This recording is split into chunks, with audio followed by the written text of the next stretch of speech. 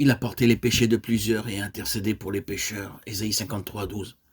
Ces quelques mots nous font pénétrer jusque dans le ciel même et nous font voir à l'intérieur du voile devant le trône de Dieu, celui qui a remporté la victoire au calvaire. Il y intercède pour les pécheurs.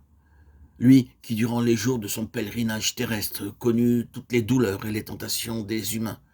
Lui qui fut mis au rang des pécheurs. Il peut intercéder pour nous en connaissance de cause. Il est qualifié pour être notre avocat. Et maintenant, montons au calvaire et le cœur illuminé parce que nous révèle la prophétie. Contemplons celui qui, à cause de la joie qui lui était proposée, a méprisé l'opprobre. L'heure pour laquelle il est venu a sonné.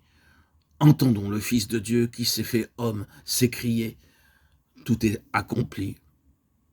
Alors qu'il baisse la tête et remet son esprit entre les mains du Père.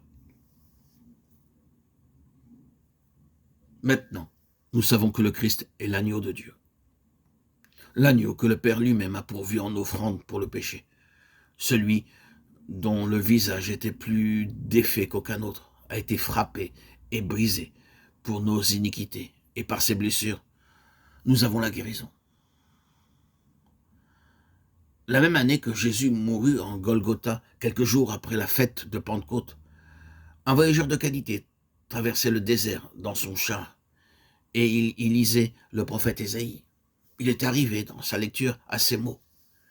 Il a été conduit comme un agneau à la boucherie, sa vie a été retranchée de la terre des vivants. Sans doute, il se demandait de qui il était question lorsque Philippe, l'un des disciples, s'approcha de lui sous l'impulsion de l'esprit et se mit à lui expliquer la prophétie. Et comment la lui expliqua-t-il? En lui prêchant. Philippe expliqua la prophétie et démontra son accomplissement en annonçant la croix de Christ. En prêchant Jésus à ce cœur qui cherchait la lumière, il dit la bonne nouvelle du salut. Acte 8, 26, 35.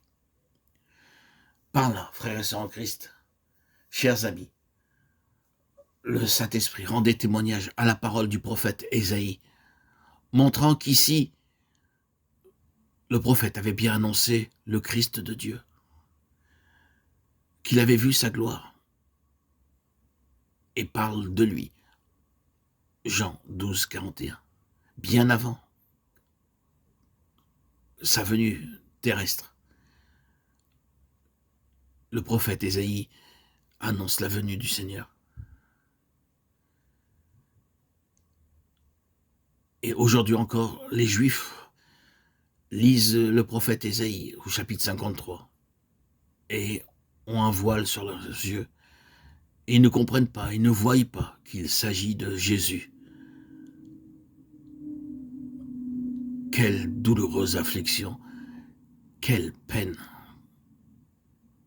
pour mon cœur qui suis, moi par ma naissance juif, et qui voit ce peuple aveugle à la croix, à la victoire de Jésus au calvaire, qui ne voit pas dans ce passage d'Ésaïe chapitre 53 cette révélation du prince de l'amour, du prince de vie qu'est Jésus, le seul et unique médiateur, le seul par qui tout genou fléchit, par qui tout homme est sauvé. Le seul, l'unique, le passeport, l'entrée au royaume ne peut se faire que par le Fils de Dieu. Ah, que de tristesse dans mon cœur.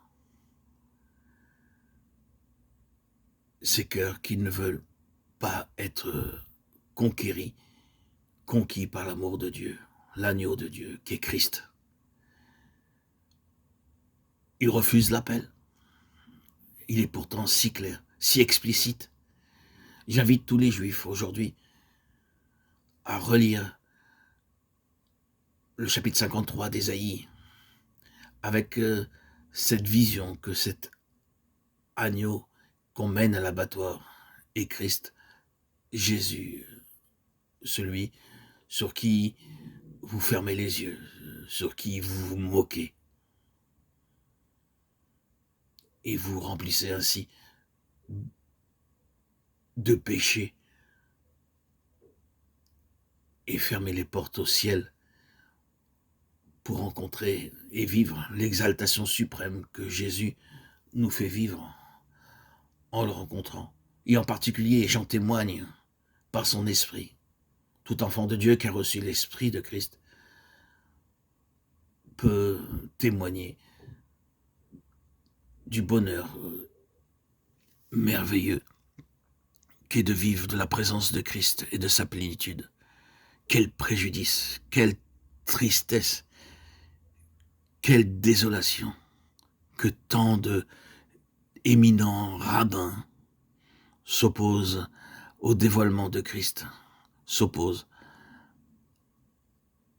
à la vision céleste que Christ Jésus, notre Seigneur, veut offrir à tous ceux qui veulent avancer et s'élever. Ah Seigneur Jésus, je voudrais intercéder jour après jour par mes prières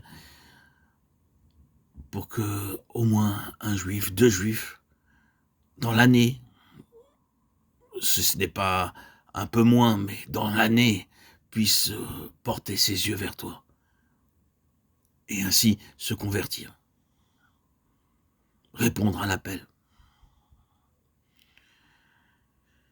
Qu'il soit fait selon ta sainte volonté, Seigneur Jésus.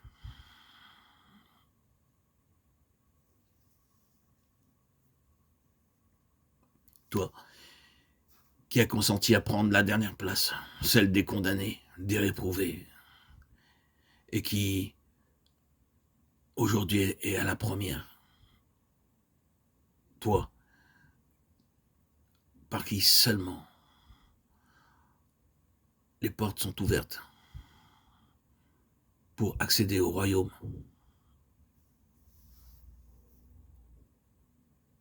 Toi, Seigneur Jésus, qui m'as sorti de ma captivité, délivré de ma servitude judaïque, de ces lois qui m'ont épuisé, fatigué.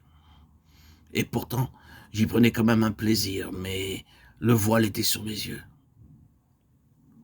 J'étais longtemps dans l'incertitude en ce qui te concerne, Seigneur Jésus.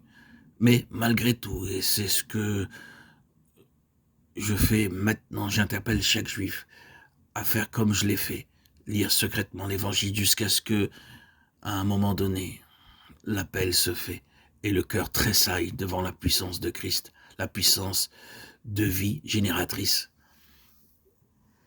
qu'apporte Christ à tous ceux qui s'intéressent à lui pour être rassasiés de sa lumière, vivre de sa puissance, de sa grâce et de son amour. Il nous faut lire régulièrement la Bible, y être assidu, ainsi le Christ se dévoilera. Derrière les lignes de l'évangile se trouve l'habit du Christ, se trouve le vêtement de Christ. Et derrière ce vêtement, derrière ces lignes, se trouve Christ lui-même en personne qui se dévoile, qui est la parole. Lisez, frères juifs, c'est à vous que je m'adresse. Frères et sœurs juives, lisez l'évangile.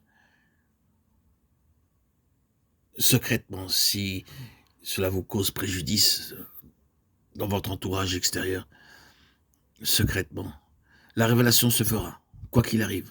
Je l'ai vécu.